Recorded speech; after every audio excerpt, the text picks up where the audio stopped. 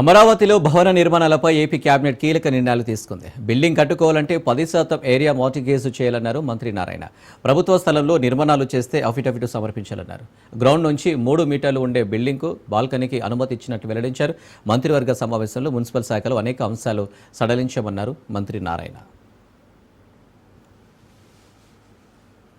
5 అంతస్తుల కంటే పైన బిల్డింగ్స్కి రూల్స్ని చాలా లిబరలైజ్ చేసాం. ఇతర రాష్ట్రాల్లో కూడా ఎలా ఉండాయో స్టడీ చేసిన తర్వాత కొన్ని రూల్స్ అండ్ రెగ్యులేషన్స్ లో లిబరలైజ్ చేసాం.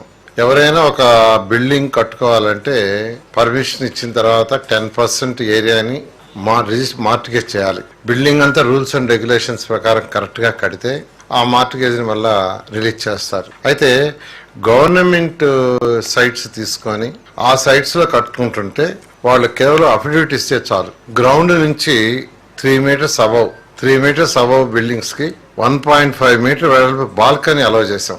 ఇన్నాళ్ళు అది లేదు. 3 మీటర్స్ అబవ్ లో 1.5 మీటర్స్ వెడల్పు బాల్కనీ అలౌ చేసాం. మిగతా సెట్ బ్యాక్స్ అని యాజ్ ఉండాలి.